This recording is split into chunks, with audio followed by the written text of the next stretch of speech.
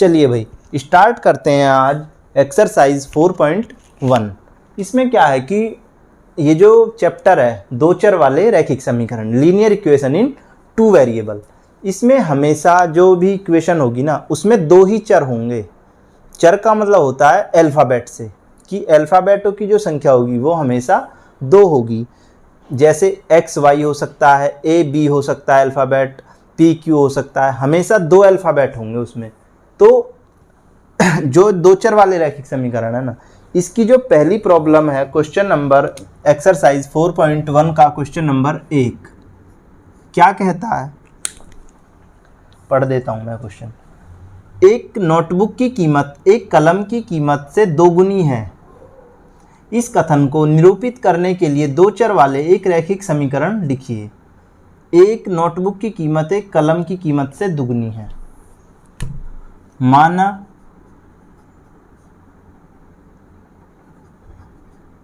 कलम की कीमत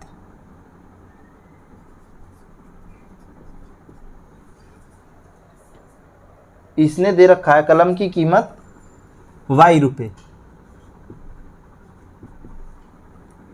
दूसरा लिख लो, और नोटबुक की कीमत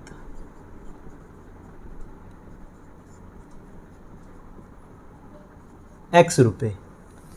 स्टेटमेंट जो इसने दे रखा है अब पढ़ते हैं फिर से।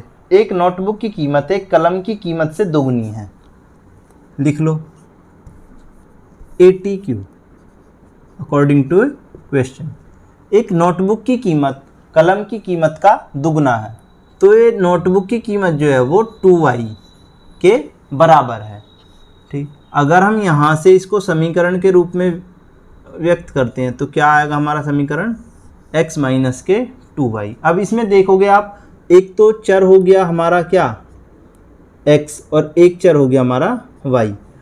देख, और जिसको अभी तक नहीं पता ना, ये जो y के साथ 2 लिखा हुआ है, क्या 2, ये जो y के साथ 2 लिखा हुआ है भाई, इसको क्या बोलेंगे, इसको बोलेंगे गुणांक। अगर आपसे पूछा जाता है कि y का गुणांक क्या होगा तो y का गुणांक 2 कहीं पर पूछा जा सकता है। अभी इस एक्सरसाइज में तो है नहीं, बट इस एक्सरसाइज में आएगा।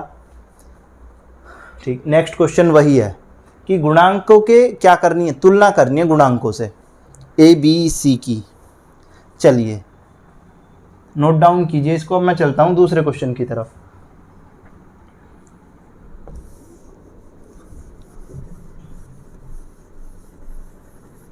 ये थी हमारी दो चर वाली रैखिक समीकरण। दूसरा क्वेश्चन क्या कहता है, निम्नलिखित रैखिक समीकरण को ax plus by plus c के रूप में व्यक्त कीजिए तथा और प्रत्येक स्थिति में a b c के मान बताइए। हमें एक स्टैंडर्ड वो दे रखिए ax प्लस के by प्लस के c इज इक्वल टू 0।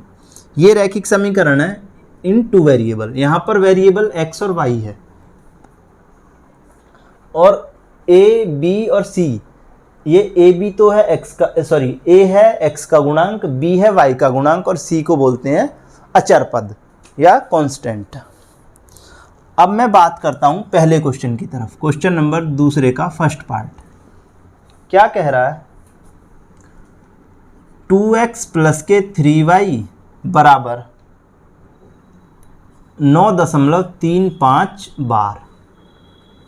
तो होगा क्या कि 9.35 के ऊपर क्या है, बार है। भाई क्या करूं मैं, इसको इधर खींच लूं तो 2x प्लस के 3y माइनस के 9.35 के ऊपर बार। अब मैं ax प्लस के by प्लस के c इज इक्वल टू 0 बन गई सेम। x का गुणांक a, x का गुणांक 2, तो a की वैल्यू क्या हुई 2, b की वैल्यू क्या हुई, देखो जो जिसके साथ लिखा हुआ है ना ऐसे ही कंपैरिजन कर दो। b की वैल्यू 3 और c की वैल्यू माइनस के 9.35 के ऊपर बार।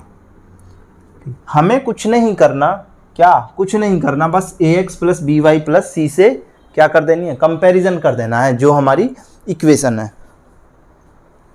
x माइनस के y बटे, दूसरा क्वेश्चन पार्ट देखते हैं इसके, x माइनस के y बटे 5 माइनस के 10 बराबर 0। माइनस का 10 ही है, कुछ और है, यही है। तो यहाँ पर देखो एक है, एक x माइनस का 1 बटे 5 y माइनस के 10 बराबर 0। ax प्लस के by प्लस के c is equal to 0। a की वैल्यू 1, b की वैल्यू ये और c की वैल्यू ये।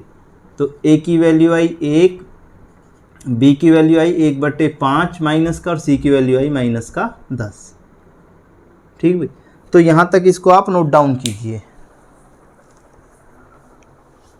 इसके बाद हम क्वेश्चन दूसरे का थर्ड पार्ट की तरफ चलते हैं। किसना? Third part. जैसे हमने 2 पार्ट करे हैं ना, सेम ऐसे ही मुझे थर्ड पार्ट भी करना है। थर्ड पार्ट का क्या है? माइनस का 2x प्लस के 3y, माइनस का 2x प्लस के 3y बराबर 6। तो मैं क्या करूंगा, इस 6 को पहले तो 0 के इक्वल करूंगा। माइनस का 2x प्लस का 3y माइनस का 6 इज इक्वल टू 0। अब मुझे ax प्लस के by प्लस के c इज इक्वल टू 0 से क्या करना है? कंपैरिजन करना है भाई। तो a का मान माइनस का 2, b का मान 3 और c का मान माइनस का 6। आई बात समझ में? जो जिसके साथ लिखा हुआ है उसको ऐसे ही मैंने मान बता दिए। इसके चौथे क्वेश्चन की बात करता हूं मैं, जहां पर देखो ये जो क्वेश्चन है ना, इसमें 2 वेरिएबल हैं x और y। जहां पर x नहीं है वहां पर 0 मानोगे तुम उसको, जहां पर y नहीं है वहां पर y को 0 मानोगे, जहां पर c नहीं है वहां पर कांस्टेंट को क्या मान लोगे? 0 मानोगे।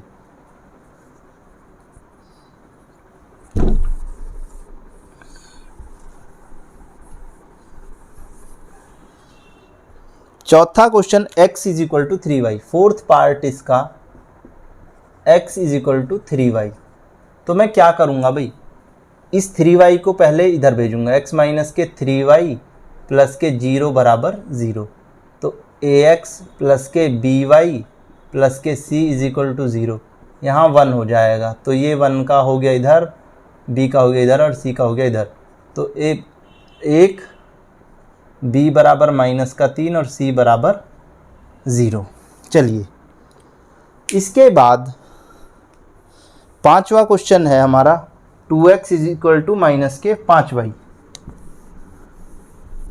2x is equal to minus के 5y, पांचवा पार्ट।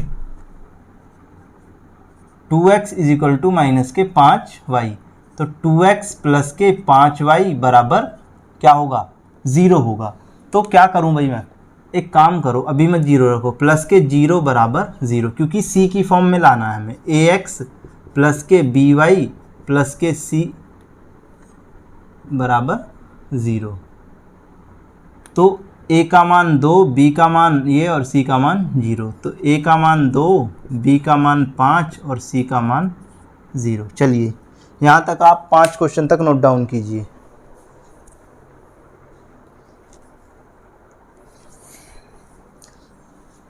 देखो भाई, करना कुछ नहीं है, जो सेम पैटर्न है हमारा उसी पर चलना है, हमें कुछ एडवांस नहीं सोचना। बस जो एक बार बता दिया उसी को फॉलो करते चलो बस।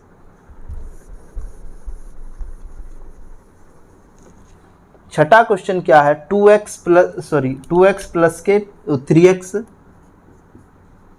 3x प्लस के 2 बराबर 0।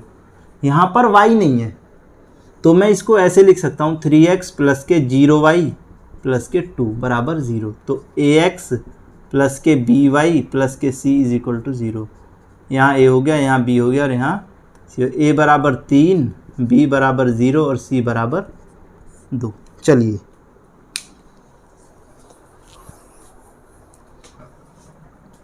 इस तरीके के क्वेश्चन में कोई भी प्रॉब्लम नहीं होनी चाहिए। अब मैं आपको बताता हूँ 7वां क्वेश्चन, और 8वां क्वेश्चन आपका होमवर्क है। क्या है? होमवर्क। 7वां क्वेश्चन क्या है? y माइनस का 2, 7th पार्ट है इसका, y माइनस के 2 बराबर 0। तो मैं इसको 0x प्लस के y माइनस के 2 बराबर 0, ax प्लस के by प्लस के c इज इक्वल टू 0। इसके यहाँ पर क्या है, 1 है, a का मान 0, b का मान 1 और c का मान माइनस का 2। विद सिंबल लिखना है भाई, क्या लिखना है, विद सिंबल। तो अभी तक हमने इसमें कितने 7 पार्ट हमने कर लिए और एक पार्ट बचा 8वां। ठीक, तो वो आपको क्या करना है, होमवर्क में है। 8वां जो पार्ट है वो आपके होमवर्क में है, तो आपको 8वां पार्ट खुद करना है। चलिए भाई, आज की क्लास यहीं ख़त्म करते हैं। अगर कोई किसी को दिक्कत है तो हमें कमेंट सेक्शन में बता सकता है। चलो भाई।